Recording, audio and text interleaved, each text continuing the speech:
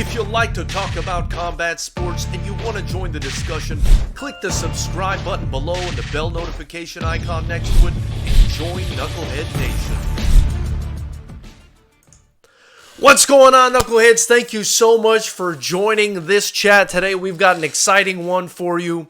We've got Regis Prograis. He's going to be joining us in a bit. We're going to be discussing, obviously, what's happened with him since his fantastic Fight of the Year candidate fight against Josh Taylor. We're also going to be discussing the Andy Ruiz Anthony Joshua fight. Again, because, you know, we can't get enough of the heavyweight division nowadays.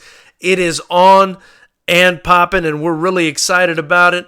So definitely something we're excited to talk about, continuing our heavyweight countdown for Ruiz versus Joshua 2. Again, if you don't know, it's going down on Saturday.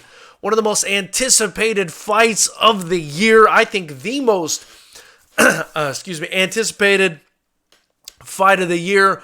And what better way to discuss the most anticipated fight of the year than with one of the best 140-pound fighters on earth, Regis Prograis. So let's go ahead, give him a call and see if we can get him on the chat this time. Just give me a second here, Knuckleheads, and let's see if we can get that done for you.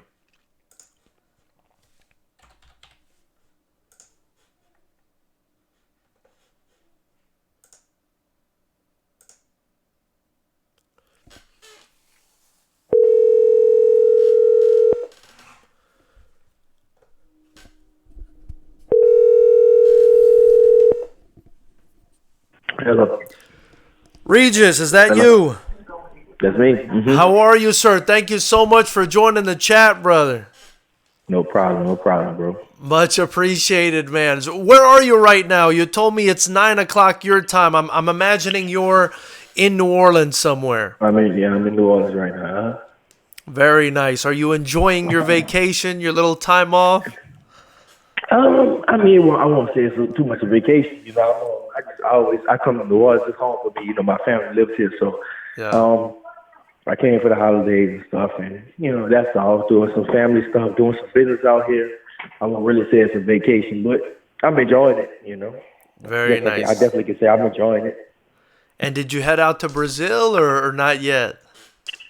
No. That's supposed to be for Christmas. We're supposed to go to Brazil for Christmas, but I think we might change our minds and do something cold this year, you know, because we always go to Brazil. We always go in, like, the hot weather and the beaches and all. I mean, I live in L.A. now, you know, so yeah. It's definitely comparable to say, like, Brazil and all that, you know. So I think this time we're going to do something, maybe skiing or something like that. We might stay in the cold weather, go somewhere cold, because I never, you know, I didn't grow up around this stuff, the cold weather. So yeah, I might want to do that this time. You know what's pretty awesome, Regis? Not too far from, you know, where we're staying here in L.A., there's Big Bear Lake, where a lot of the guys train, and they've got snow and tubing and stuff like that. You might want to check that out. That's pretty cool. You know what? That's what actually we might do. Yeah, that's exactly what we might do. We might go to Big Bear. So, yeah, that's actually the plan. You know, I'm in LA, so I'm probably gonna go ahead and go drive to Big Bear. I think it's like 4 hours from my house. So I'll probably do that. And it's a good time. It's actually a really nice place. I was really impressed. I only went one time, but it was really impressive. Mm-hmm. But Regis, man, last time we spoke to you, you know, I drove out to Churchill's gym. I had the pleasure of talking to you over there. It was just before your Josh Taylor fight. You were getting ready for that fight, the big unification fight you had at 140 pounds. Mm-hmm. And it turned out to be nothing less than, you know, a potential Fight of the Year candidate. Yeah. That was a hell of a fight, you know. And on this channel, what we like to do is we always call out the BS in boxing. Unfortunately, we love combat sports. You know, we're a kickboxing promotion. But we like to call out the BS when we feel like there's BS. And one thing we don't like is guys that are not willing to fight the best guys. And that is certainly not you, Regis Prograis. Exactly. You about that. You flew all the way out to Scotland to fight this guy in his backyard. First of all, I mean, would you say that you're a bit different than most of the boxing world in that you're willing to do something like that? Or am I the only one not seeing that happening all the time in boxing? Yeah, I guess, I mean, first off, even going back to, it was a lot of, before that, it was a lot of talks about me pulling out the WBSS and all kinds of stuff. And there was people saying I was scared to fight Josh Taylor and I was scared to do this because, they want to bring to Scotland, then they want to bring to Manchester, which is closer. But, when they said it wasn't in Scotland, it was in London. It's not his country, but well, it is. It's still his home. It's more of a home than me, but it still wasn't Scotland. So we went to London. I kind of jumped at the opportunity. I always felt like, even though I didn't get the nod that I wanted, I still won so many fans over there in the UK. I get so much love right now from the UK fans, and and I'm gonna keep saying, the UK fans are some of the best in the world as far as boxing goes. And I kept saying it on the way leading up to the fight and all that stuff. I had a real good time over there. And I kind of actually missed it. I wasn't comfortable when I was there. I wasn't comfortable, but now I'm here. I kind of miss the UK and the culture and all that stuff over there. It's just, it was something about the place. It was, and I always wanted to fight over there. That's something I always wanted to do. I always wanted to fight over there. But I felt like I really thought that I was gonna stop him. I'm not gonna lie, and I heard him a few times. I can't say I was close to stopping him, but I heard him a few times, and I should have pressed on the gas. But I definitely thought that I could have stopped him, and but to get the decision. But I felt like I had to stop him to get the decision. I felt like I wasn't gonna get the nod over there, So, but yeah. I went over there. I did what I did. Can't say nothing about it. Man, let me tell you, I really admire guys like you, who you could have just stayed over here in your comfort zone, in your own time zone, and kept plugging away and keeping that undefeated record and not challenging yourself. But I think it's guys like you are few and far between, guys with that warrior mentality. Because I think it takes real balls. I'm not saying that because you're on the line. I'm anti-ass kiss is my motto. But I'm not saying that because you're on the line. I'm just saying that because I have rarely seen any champion fighter, especially from the United States, unfortunately, fly over to another very good champion's backyard and try to take the belt from them. So, you get nothing but respect from us on this channel, Regis, for that performance. I wanted to ask you, though, you did indicate that you were uncomfortable over there. Obviously, it's a way different time zone over there than what you're used to. I mean, you'd typically be sleeping, I think, as opposed to fighting when that fight went down. Am I right? Yeah. Yeah, I mean, well, the thing is, I went over there 3 weeks early, so yeah. The first week, I'm not gonna lie, the first week it really messed me up, I was waking up at like 3 o'clock in the morning. I just, we would go to the gym at probably 10, so I'll get up and that was it. I was just up. I couldn't do nothing. I'd have to read a book or get on my phone or go watch TV or, just lay in the bed, just looking at the walls and stuff like that. So I was real uncomfortable, at first. Well, I won't say I was uncomfortable at first. I was just, the time zone, it just messed me up, but that's why I went over there early. It was a strategy to that. I know, you have to go over there early because it's from where I'm at, I live in LA, so, that's an 8-hour difference. That's a big difference. Yeah. We're a big difference, so that's why I went over there, early, 3 weeks early to get just acclimated to everything. And not just the time difference, just the food, the culture, the people, the weather, just everything about the place. I just want to get adjusted to it. And I think I did pretty good. I went out there, I did get adjusted after, like I said, after probably about 5 days, your body really start to get adjusted. And then I started sleeping and I was, I was okay. But when I was talking about uncomfortable, it was just, just being away just from home for so long. And I'm not just talking about being away from my house in LA, but just being away from your whole everything, just your whole country, a whole different country. And, everybody was kind of getting it wasn't. It was a good experience, and at the same time, it wasn't a good experience because everybody was kind of getting irritated. You know, my trainers and stuff. It just felt like everybody was kind of getting irritated, and we was all in the same house together and stuff like that. So Yeah. it was. I felt like it was getting a little, uncomfortable. Basically. For sure. I mean, it's a different culture. It's a different country. It's 8 hours away, like you said. And I was wondering, did that have any effect on your weight or cutting weight? Because unless my recollection is deceiving me right now, I believe you missed weight at first and you had to cut a little bit, or something happened with the weight. No, I mean, yeah, that's definitely misleading. I was right on weight, and honestly, this is the easiest. I don't know what it is about me right now. I'm getting older, but I'm making weight easier. This is the easiest time I ever made weight. Wow. I read something online, even lead up to the fight. I read something online was saying somebody's having trouble making the weight. And we were in the fighters meeting, and we were talking to Johnny because he put it out, and he told somebody, somebody was having trouble making weight. So we asked him in the fighter meeting who was having trouble making weight, and so we was like, well, it's only two of y'all, so I wasn't having trouble, so we thought it was Josh Taylor. So of course when we got on the scales, I was like, it was bouncing between 140 and 140.1.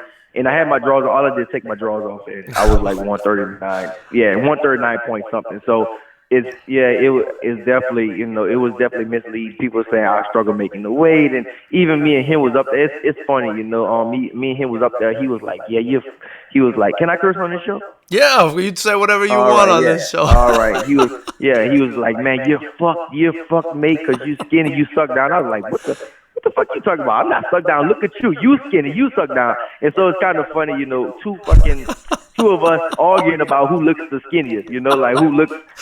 That's kind of fucking. It was kind of funny after, you're thinking about two dumbasses up there arguing about who looks more skinny and stuff like that. That is pretty funny. That is it's kind of funny. We kind of said after, the day after the fight, I saw him and stuff in the library. We was all like, we was laughing and stuff like, yeah, we laughing at each other.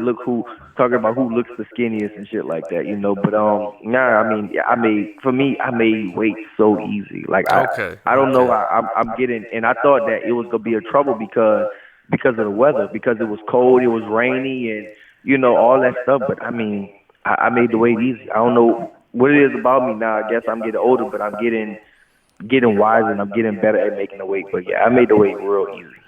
I see. Well, you're still 30, right? You're 30, Regis? Yeah, I'm 30. Yeah, you still getting older. I'm not 25. Yeah, for sure. That, For sure. But I used to, when I was like that age, I was struggling making the weight, But now I'm older and I'm making it better. But it's all about, discipline and what you put in your body. Now I know exactly what to put in my body and what not to put in my body. So that's the difference. Speaking of which, you say you're not 25 anymore, you're 30. You know better what to put in your body now. Do you feel like you're just starting to enter your prime? Because I feel like now in combat sports, guys are entering their prime in their early 30s. Is that what you're feeling? Oh man, I don't even think I hit my prime yet. Yeah. I'm constantly learning. Like I'm still a baby in the boxing game. I'm still learning and learning more and more and more. So I don't think I hit my prime yet. I don't even think I hit my physical prime yet. Of course not your mental prime is a big difference between your physical prime, but I still don't even think I hit my physical prime. I'm getting stronger. I'm constantly getting stronger. I think I preserve my body real good. I don't do no drugs. I don't smoke, drink, do no drugs. Never really did, and don't plan on really doing nothing for at least until I'm done with my boxing career. So for sure. Yeah. So my body's preserved, and I always feel real good. I've been doing, different methods and stuff like that to keep my body, in optimal shape all the time. So, yeah, I still feel like I'm getting better.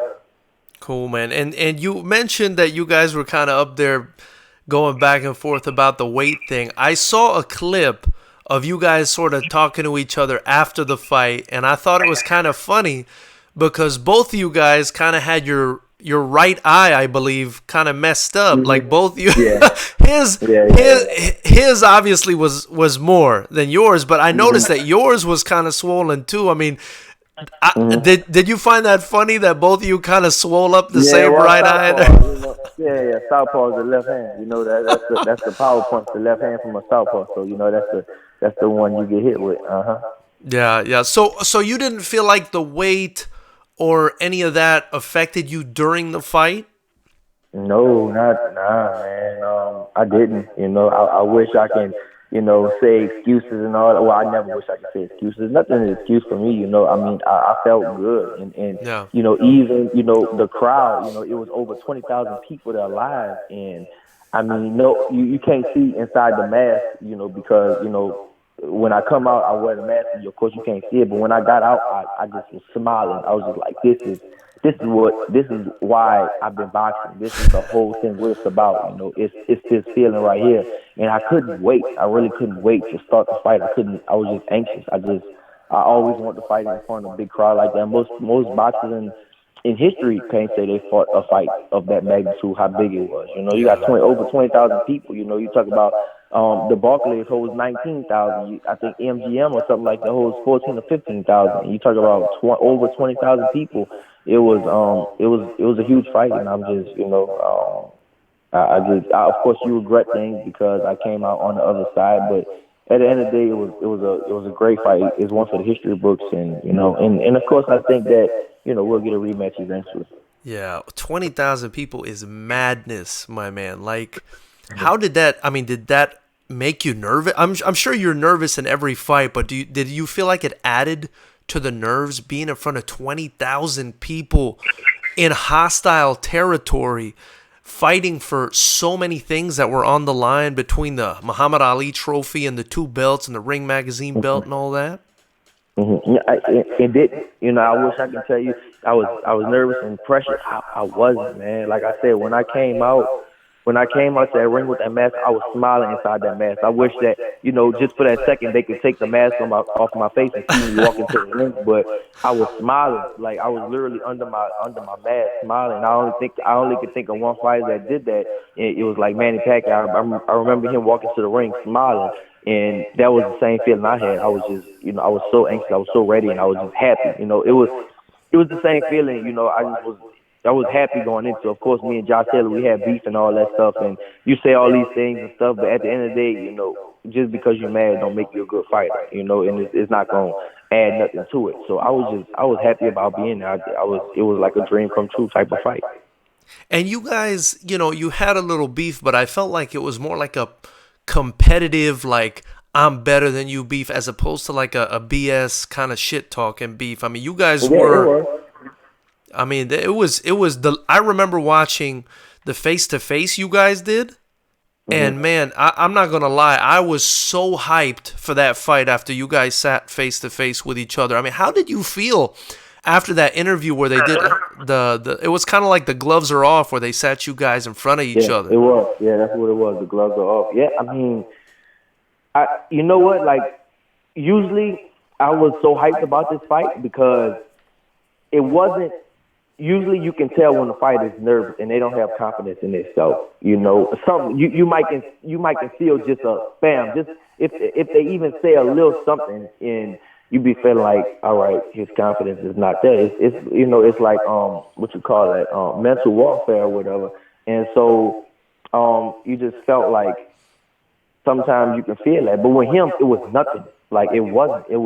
He was never, ever not confident in himself. He was fully confident. He was fully confident he was going to knock me out. He was fully confident. I was fully confident I said I was going to beat him up, and I did beat him up. I definitely think I beat him. I did my job. I really beat him up. I hurt him. I beat him up. I didn't get the decision. But I really felt like I was going to hurt him, and I was going to beat him up, and I was going to cut him up and stuff like that. And I did. But it wasn't in him. It wasn't no.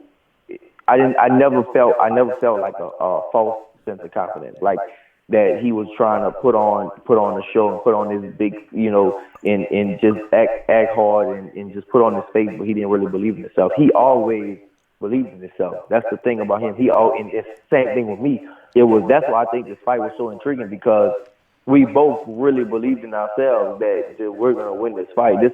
You're not gonna, nobody's gonna back down. This is gonna be a war, and that's exactly what it was. Man, let me tell you, you two are probably like two of the hardest dudes in boxing. After watching that gloves are off thing, I'm gonna give you what I remember the most about that gloves are off interview, and I want you to tell me what you think about it. Okay.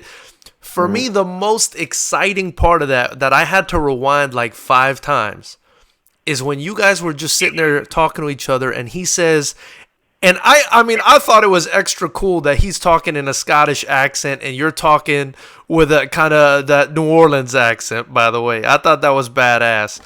But when he said, I can see right through your bravado. I can see it in your eyes, and I can see it right in your eyes. And he said it with so much conviction. Like you said, he was so confident in himself. He looked pissed off. He looked like he wanted to fight right there. And you told him right to his face, you said, "Oh, you're going to get it."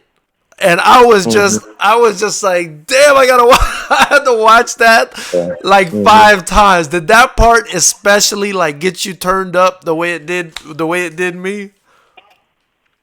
It did, man, because you know what? Like, it did because I know we couldn't do nothing right there. Right. At that time, you know, you can't do nothing about it. You know, we just hyped and stuff. So for me, it was just all talking. It was just all. He was on edge a little bit. You know, I saw him, you know, he was actually, you know, he was on edge, you know, because I think they were saying, you know, he doesn't usually see his opponents this early, and he kind of gets in the zone and stuff like that. So he was definitely, you know, he was on the edge and stuff like that. But me, I was just cool. You know, I was like, you know, we can't do nothing right now. We can't do nothing about it right now. It's just we only going to talk, but I'm going to tell you how I feel. You know, I told him, yeah, you're going to get this. You're going to get it, you know, and I was serious about it, you know, and same thing with him. He was serious. He just had so much conviction, and same thing with me. And I think that's why this fight was just so intriguing, because both of us, both of us just we really believed in ourselves so much, and that's actually a big part of it. You know, that's actually a big part of mental warfare. You have to believe in yourself. All the greatest champions ever had the confidence as high as the sky, and that's what you have to do. That's what you have to have. Man, I thought that was such a fantastic idea. I feel like they should do that gloves are off for most big fights like that, because that had me so excited. Before we kind of get into the fight, though, I wanted to read some of the stuff people are saying in the chat. John Wicks in the chat, he says, Regis is an amazing boxer. Jamaican Sports TV says, tell Regis to keep grinding. He'll be a 2-time world champ again. All the great ones lost. He is among the best at the top of the 140-pound division. Some guy in here, pound for pound boxing 510, saying Regis versus Ramirez. I mean, is that something that you can see happening soon? Definitely. Listen, if I can't get my goal was to be undisputed, and I still feel like that's gonna happen. You know, I don't think this only made me stronger. People don't realize. You thought I was a monster before this. After this, I'm gonna be fucking beast after this fight, you know, like just like I'm already in the gym grinding and all that stuff. Like, I'm gonna be a fucking monster. But yeah, I would love it, man. If I can't get if they don't fight each other, then I have to fight. I have to fight one of them. You know, if I don't get the rematch, I don't think they're gonna give me the rematch soon. So if I don't get the rematch with Josh Taylor, hopefully in 2020, then maybe in 2020 I get Ramirez and I take his belt. But for me, it's no way Josh Taylor beats me again. I don't think and for the record, I still thought I won the fight. You know, I don't think that he beat me. You know, he got the decision, but I still, I can't. I won't argue with the judges, because that's their job. That's what they do. They get paid to do that. They're good at their jobs. But I know it was a close fight, and I was over there, so of course you get a close fight. Things like that happen, so I can't. That's why after the decision was announced, I can't complain. I'm not gonna get up there and bitch and complain and whine. I can't do that. If the fight is over, it is what it is. They can't overturn it. That's it. It's gone. That's it. It was a close fight. It went his way, but I still thought I still think I did enough to win the fight. But yeah, if we can that's what I want. If I want the belts, I definitely want my belts back. And if we don't get Josh Hill, then get Ramirez. Definitely. Yeah. Well, I kind of want to go through the fight real quick, tell you what I thought. I mean, we do the prediction on the channel, and then we do a post-fight interview, or a post-fight kind of review. In the prediction, I picked you to win. I thought it was going to be, I told everybody, this is a 50-50 fight. These guys are both tough guys and can fight their ass off. But I thought you would win by decision. The fight happened. I'll be honest with you. I thought the first kind of quarter of the fight was a little bit back and forth. I thought the middle of the fight, he started to take over in the middle of the fight. He did. And then I thought at the end of the fight, especially the last 3 rounds, you really came on, and I was really surprised. I was really surprised because I was like, how's Regis going to come back from the middle of this fight? And you came back and really started roughing him up. So, I mean, kind of take me through what happened, because it's very confusing to maybe somebody who doesn't really understand the sport or wasn't there, Yeah, well, all right. So, first round, the first couple of rounds, I felt like I boxed him. I really did. When I'm boxing, my trainer always tell me, man, look, when you box, nobody can touch you. But me, I have a fighter's heart. I'm not going to lie. And that always been my problem. I love to fight. And I love to, it sounds crazy, but I like to get hit. I like to feel what you got. For me, it always felt like, the fight was always like this for me. Boxing, it was like a simple thing. If I can hit you and I hurt you and you hit me, you can't hurt me, I already won. But after this fight, this really changed my mind. This really changed my mindset, because it is boxing. It's not fighting.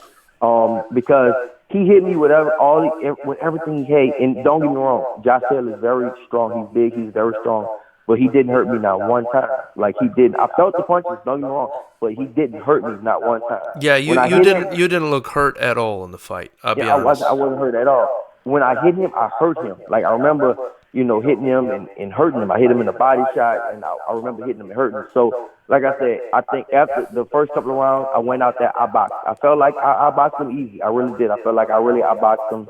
And then he started to put his hands up, and he started to bring it to me. He started to bring the fight to me. I know he felt like he couldn't outbox me on the outside, so he felt like, all right, let's fight. So when he did that, I was like, all right, fuck it, let's fight. That's what I want to do anyway. Fuck this. Let's get in the war. Let's bang it out. I remember he hit me with really hard body shots on my left side, and left body hooks. And hooks to the head, right hooks, and was on my left side. And I remember going back to the corner, I told my trainer, I said, Bob, he can't hurt me. Don't get me wrong, he hits hard, but he cannot hurt me. So, all right, if you can't hurt me, let's fuck it. I'm going to stay in there. I'm going to stay in the pocket. But that was more to his advantage, though. He did hit me a lot of times after the bell. He used his shoulder and stuff like that a lot, too. But still, it was to his advantage. To stay in on the inside, it was better for him. It was better suited for him than for me. Even though he couldn't hurt me, it was a better fight for him on the inside, because he don't get me wrong, he's a very good body puncher, but he just couldn't hurt me at all. So the middle round, and this was my thought process. I'm going to let him just keep hitting me, and he's going to get tired in the last couple of rounds. That was my thought process going into the fight. I was like, all right, I'm gonna just let this motherfucker. He can't hurt me, so I was like, fuck it. I'm gonna just let this motherfucker hit me, and it does something to you if you hitting a man as hard as you can, and the man is just standing there and nothing is happening. It does something. Sometimes, most of the time, it does something to you mentally. Like, fuck, I can't hurt this motherfucker. Yeah. So that's why I thought that was gonna happen to him. Mentally, he was gonna be like, God damn, what this motherfucker made of iron. So, that's why, I let him hit me. I did. I let him hit me and stuff like that, because I thought that, mentally he was gonna start weakening, and physically he was gonna start weakening. He was gonna get tired of hitting me. If you hit the fucking heavy bag for 12 rounds hard as shit, the heavy bag's gonna win. So I kind of was using my body as a fucking heavy bag. Now I was slipping and stuff like that too. I was making a miss sometimes, but a lot of times on the middle rounds he was hitting me. So that was the middle round. But the middle round, I felt like I lost. I did lose those middle rounds. I went back to the corner. I think after the 8th or 9th round or something. After the 8th round, my trainer's like, "Come on, man! Like, you cannot do that no more. Like, if you keep doing that, you're going to lose. You're going to lose. You have to start boxing." So then I came out. I boxed. I was boxing. I started moving my feet again. Started moving my head. I started jabbing. And I started outboxing him. And I remember catching him with a big left hand, and I wobbled him. I hurt him. And he grabbed me and stuff like that. And then he just wanted to get in close, and he wanted to do the same thing again.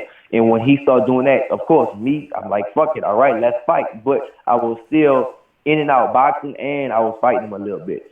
And then after that, I remember I think the last 3 rounds, when going into the 10th round or something like that, my other trainer Hollywood, he was like, bro, you gotta fucking pick it up, bro. Like, it's a lot of hard way on the line, bro. Like, pick the fucking fight up, pick this shit up. And so I went out and the last 3 rounds, I came out like a fucking train. I was just like, all right, fuck this, let's fucking fight. And that's when, I came out really fucking strong. And I thought that was enough I really thought that was enough. How strong I came out in the last couple of rounds, I really thought that this was gonna be enough to win the fight, And I mean, it still haunts me. And to be honest, I didn't watch the fight yet. I still didn't watch the fight. It's been like a month, and I still didn't watch the fight because I don't want to get fight mode and I don't want to look at things. And I only watched I watched the last round and I watched the last minute and 30 seconds of the 11th round, and then I watched the whole 12th round. And I was just like, bro, damn, I had him. I had him hurt. So that's why it haunted me, because I had him. I thought I had him out. I had him hurt, but I didn't pull a trigger. I really didn't. And look, I heard, I think Shane, his trainer Shane, say, he was, he almost wanted to quit in the corner because his eye was closed and stuff like that. He was almost giving up, and I had him. I should have just, I could have made him quit, but I didn't press the gas hard enough, and I didn't box in the middle round. So that's why I felt like I gave the fight up. If like I said, I still felt like I won the fight, but knowing, I felt like I could have really got him out of there, even potentially stopped him, or even dropped him. Maybe not stopped him because he's very tough. But potentially, put him on his ass, put him on the ground. If I would have just boxed that, in those mid rounds, and then came on strong like that, So that's kind of my take on the fight. When you came on strong, I've got a few questions down, man. You really piqued my interest. When you came on strong in those last 3 rounds, is that something you felt like you could have turned on a little bit earlier? Or was was that kind of like your last hurrah, like your last bit of energy, because you really took over in those last 3 rounds? No, I mean, it was just, like I said, that was just my, I guess it was a mental boost. My trainer told me, bro, you fucking blowing it, bro. You're gonna give up all this hardware. After he told me that, it was just like, all right, fuck boxing. It's no boxing. It's not really time to fight. And my engine just went all the way up. That's kind of what I was thinking. All right, fuck this shit. Now, I always had an engine.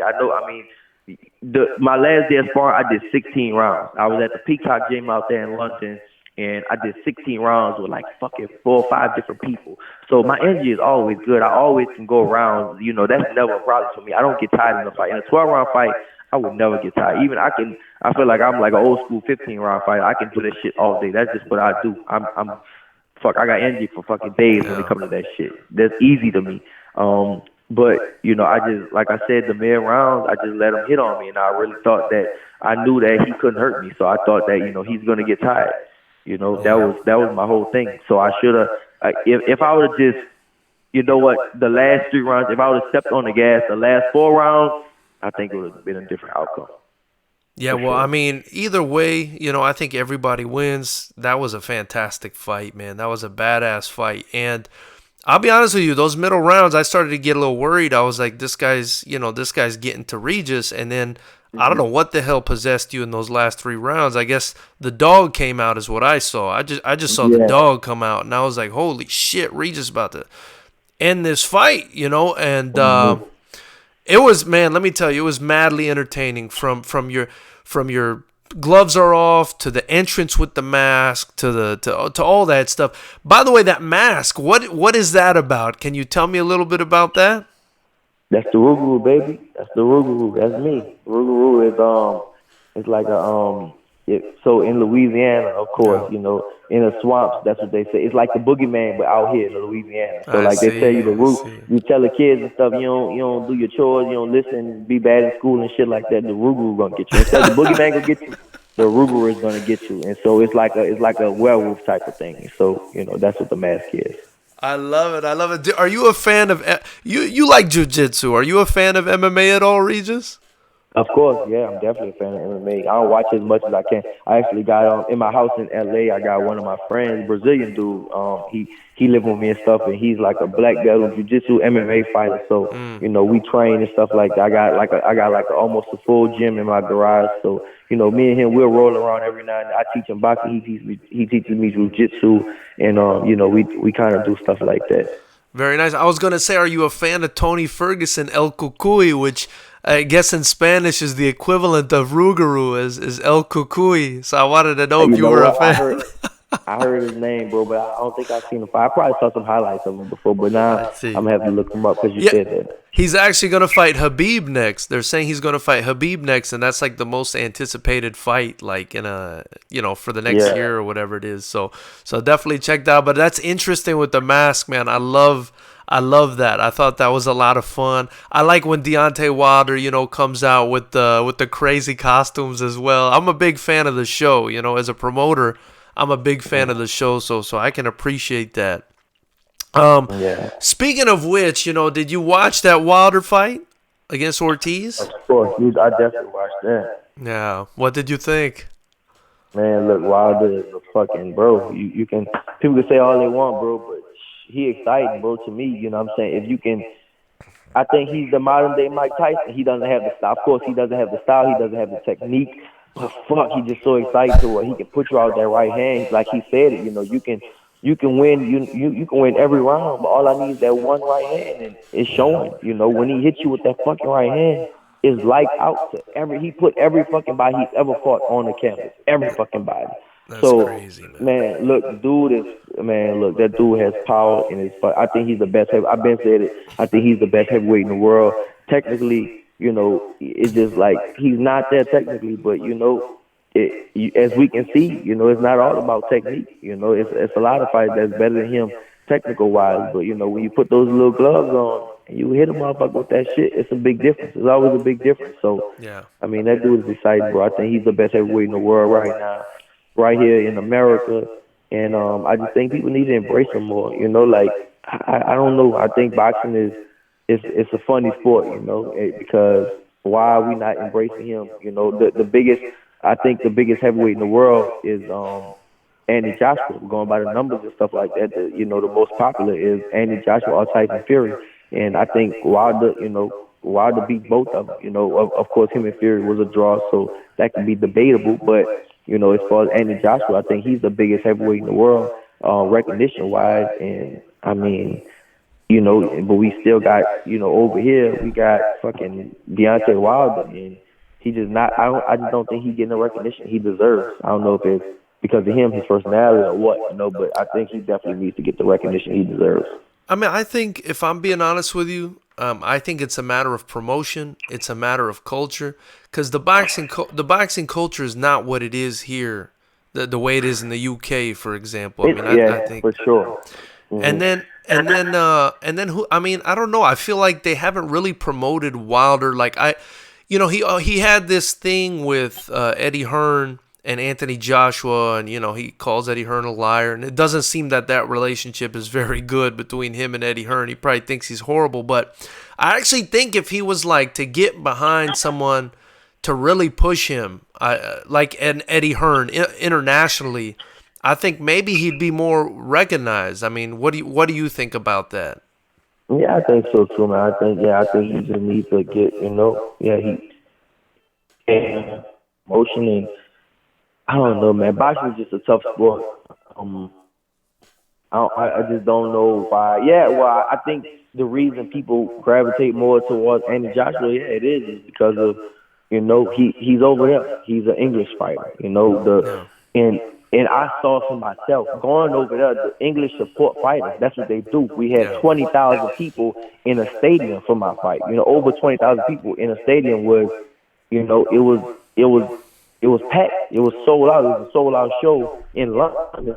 If me and Josh Taylor would have fought over here, I don't know what the numbers would have did, but Yeah. I damn sure know it wouldn't have did 20,000 for sure. No matter what the fucking fight would have been, it could have been in my home city or New York or wherever or Vegas or wherever, it would do 20,000. You know, the people over there, the culture over there, I mean, they love boxing. Over here, we have so many different things to compete against. You know, over here, it's football, it's basketball, you got track, you got this, you got that, you got all kinds of shit, and golf and all that stuff. Over there, it's soccer and boxing. That's what they love. They love the fighters. So, you know, yeah, I think that's a big reason, and maybe it is. It's the promotion. He's not being promoted right. I can't say if he is or he's not. And I think even his personality, I think he does have an interesting personality, but sometimes he goes a little far. Sometimes he's talking about putting people in body bags and bodying them and stuff, and you can't say that, bro. You know what I'm saying? Like, he's already, I think people want the. It's a hard thing to do, but fans want a fighter that's relatable, and I think they want like a gentle giant, not a gentle giant. Well, in the heavyweights, yeah, they want a gentle giant, but they want somebody that, I think more not. I can't say soft spoken, but mainstream, more kind and stuff like that. Not like just a savage killer like that. Like we had that. We had Tyson. Of course, we had the Savage Killer and Tyson a long time ago. People definitely gravitated towards him. But Tyson is not a big figure. Like you got Deontay Wilder, he's 6'8", and he's a fucking monster of a dude. So you just see him just naturally, if you walking on the street, you see a dude like that. And he talking about putting fucking people in a body bag. Oh, you'd be like, fuck, I don't want to be around this fucking dude. Fucking crazy motherfucker. And he's big like that. Tyson, of course, he was fucking the same way at one point where he was fucking putting people to sleep and beating the shit out of people on the street and all that. But, he was a smaller man, so I think people was more intrigued in him. That's kind of what, if people don't know, Tyson and Duran is my two favorite fighters. And that's kind of why I always, I love Tyson, because he was this little short man and just fucking dominating these big old, these big giants. Yeah. Deontay Wilder is one of the big giants, and he's fucking people up. So I don't think he's that relatable. And on top of that, he might need to. I can't say change his personality, because he does have an interesting personality. He is fun, especially when he yells the bomb squad. He has fun. He laughs and stuff like that. He smiles and all that type of stuff too. But sometimes, yeah, he does. I think when he goes into to fight mode, I think he's a little scary for some people. For sure. Also, I feel like in Mike Tyson's time, boxing was like more mainstream, I feel like, than it is now. You know what I mean? I feel like in Tyson's time, maybe it was still one of like the big sports when, like, I remember when Tyson fought Evander Holyfield, I felt like everybody in the universe watched that, But I feel like now when like Wilder fights whoever, it's not that much interest. I feel like over in the UK though, it's still a huge deal. I mean, I think everybody in the UK is going to tune into that fight on Saturday. Yeah. So I don't know. Exactly. I could be wrong about that. But as far as that fight on Saturday, who do you see winning that fight between Ruiz and Joshua too? Hey, you know what? It's a hard one to pick, bro. It seems like Andy Joshua is very focused. He wants to, he wants all his belts back. And you don't want to give excuses, because I never want to take anything from Ruiz. But I was at the fight, and just watching him before the fight, he was just too relaxed. He wasn't Andy Joshua. He was sitting on the corner, just with his hands up over the ropes, and it just looked like, all right. It looked like sparring, like a sparring day. Like, all right, I'm about to just work. It ain't about to be too much. I'm about to beat this dude, and that's what it looked like to me. Of course, I don't know him at all, so I can't really say what's in his mind. But from my personal opinion, that's kind of what it looked like. It looked like he took him lightly. That's what it looked like. Now, of course, I don't want to take nothing from Ruiz, but that's just what it seemed like to me. It seemed like he was just too relaxed, and it just he maybe overlooked him. Yeah. And and maybe he comes back for revenge. Now, on the other side, I think Ruiz might just have his number. I think he might possibly do the same thing. Because he might just have his number. He might just have the style that can beat him. So it's all on the call. But for me, I'm rocking with Ruiz. You're rocking with Ruiz, you said. Ruiz. I'm rocking with Ruiz, yeah. Because, I mean, he knocked him out the first time. It's going to be hard to get back from that. You know, he stopped him, he wobbled him, fucked him up, basically. You know, it's going to be Yeah. hard to come back from that, you know. So I'm going with Ruiz. I think he'll, you know, win the rematch. But I think it's going to be intriguing, man. You know, it's going to definitely be an intriguing fight for sure. Do you think Joshua's got a good chance to win it? Of course, I think it's actually, I think he got a very high chance of winning the fight. Maybe like 45, 55, 55 for Reed. I think he has a very high chance of winning. You know, Yeah. because you know just because how big is he's good. You know, he's definitely a very very good heavyweight. You know, it's just maybe that Ruiz has the style, but it looked like Joshua's training hard. He's working, and you know, I don't know, man. It looks like he's working hard. He wants his belts back. Yeah, man. I actually have it the same way, 45-55. I've been saying on the channel, but I think Joshua wins. But you know, I've been waffling back and forth too, because I just think, you know, like you said, it's intriguing. You know, it's intriguing. I don't know if it was a fluke the first time. The way I see it is, I felt like Joshua hurt Ruiz and closed the distance, went right into his wheelhouse. You know what I mean? Yeah. Yeah. I was like, well, you're going into the smaller guy with faster hands as wheelhouse, you know. So Yeah. I don't know. I'm very interested in that fight. Another thing I wanted to ask you about was, you know, interesting to me. You seem like a very international guy. I mean, you were very excited about going out to Scotland. You seemed very excited about it. When I spoke to you the last time, I believe you have a Brazilian significant other. You know, you go down to Brazil. You moved from New Orleans to Los Angeles. You're just, you know, seemingly an international guy. So what do you think about them doing the fight in Saudi Arabia, first off? I mean, I love it, man. Shit, if you can get more money, why not? Go get the money over there. Saudi Arabia got the oil money, man. Fucking go get it. Go get that shit over there. Why not? I would love to fight Saudi Arabia. Shit, I wouldn't mind fighting over there. Yeah. I like the idea, you know, but shit, whatever, man. You only live once, man. You only got one. And your boxing career is even shorter, so shit, why not? I'll do it. Yeah, and I mean, have you noticed that you seem to have a bit more of an international kind of flavor than most boxers? I mean, because you've already gone out to fight in Scotland, in the UK. Looks like you've got a bunch of fans there now. You got the jiu-jitsu thing on the side. You're seemingly a pretty strong jiu-jitsu fan. Or am I just seeing something different there? No, I mean, I think you got it right. Yeah, I can't say I missed the international. Yeah, I love to fucking travel. I love to do that type of stuff, you know. So I love to meet new people and new fans and all that stuff. And it, you know, one thing I noticed, you know, no matter where you go in the world, everybody respects the fighter. Everybody does. So that's why I love to go different places. I spent, you know, I speak full Portuguese, and I spent time in Brazil and a couple of months in Brazil and stuff like that. And no matter where I go into favelas and all that shit. And everybody they respect me because I'm a fighter. So yeah, I do, man. I love traveling. I love doing all that stuff. Very cool, Regis. Well, when can we expect to see you in the boxing ring again? 2020. When, I don't know yet. I can't say for sure yet, man.